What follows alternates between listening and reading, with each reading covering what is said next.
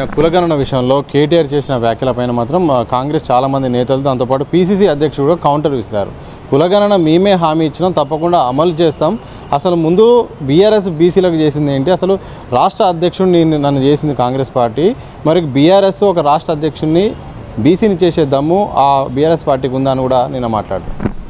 ఒక్క పీసీసీ అధ్యక్ష పదవి బలహీన సమాజ వర్గాలకు ఇచ్చి వాళ్ళైతే సంకలు గుద్దుకుంటున్నారో, ఒకవైపు అసలు కేసీఆర్ని విమర్శించే హక్కు ఏమాత్రం కాంగ్రెస్ పార్టీకి లేదు.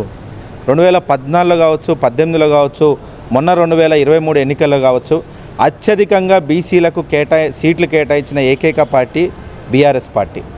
దీంతోపాటు దాదాపు 50 కార్పొరేషన్లు, మొన్న గడిచినటువంటి 10 ఏళ్లలో 50 కార్పొరేషన్లు ఇస్తే 27 కార్పొరేషన్లు కూడా బీసీలకు కేటాయించినటువంటి ఏకైక పార్టీ మన బీఆర్ఎస్ పార్టీ.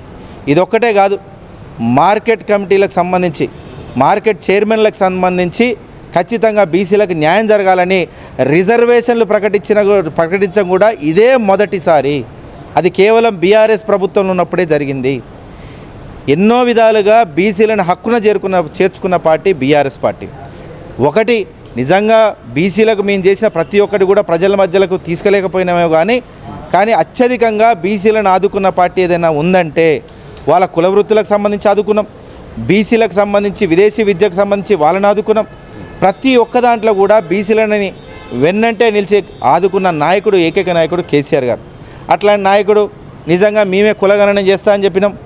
మేము అనేది ఒకటే, మీరేదైతే నవంబర్ 10వ తారీఖు నాడు మీరేదైతే మాటిచ్చి కామారెడ్డి దానిపై అక్కడ వేదికగా మీరేదైతే మాటిచ్చి మేము కులగణన చేస్తామని చెప్పారో, మేము సమగ్ర కులగణన చేయమంటున్నాం.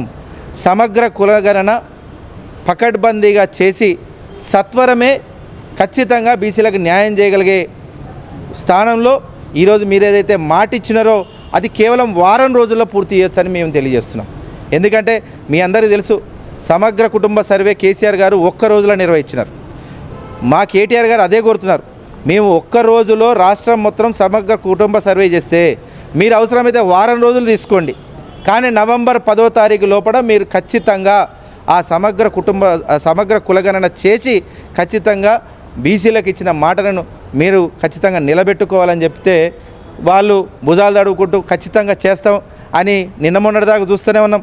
ఒకవైపు రుణమాఫీ కావచ్చు, ఇంకోవైపు మేము ఇస్తున్నటువంటి బోనస్ పేరుతోటి మీరు జనాలను, రైతులను మోసం చేసిన తీరు కావచ్చు.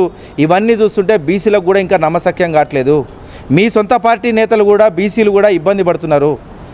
ఎక్కడ ఏ జిల్లా చూసుకున్నా కానీ మీరు గతంలో ప్రవేశపెట్టినటువంటి తీర్మానాలు ఏవి కూడా పూర్తి చేయలేదు, దాన్ని పాటించలేదని వాళ్ళే చెప్తూ ఖచ్చితంగా ఇది కూడా చెయ్యరు, వాళ్ళకి చేసే చిత్తశుద్ధి లేదనే వాళ్ళ ద్వారానే మాకు ఖచ్చితంగా మాకు అందితే మాకు విషయాన్ని అర్థం చేసుకొని మేమందరం కూడా బీఆర్ఎస్ పార్టీ పక్షాన కేటీఆర్ గారి సమక్షంలో బీసీల పక్షాన నిలబడతామని చెప్పేసి మా కేటీఆర్ గారు, కేసీఆర్ గారు మా వెంట నడవబోతున్న సంగతి కూడా మొన్న కేటీఆర్ గారు ప్రకటించారు. అందుకే మేము మరొకసారి తెలియజేస్తున్నాం, మీరు మాటలు చెప్పి తప్పించుకోవడం కాదు, నవంబర్ 10వ తారీఖు లోపల ఖచ్చితంగా సమగ్ర కులగణన జరగాల్సిందే, బీసీలకు తద్వారా న్యాయం చేయాల్సిందే.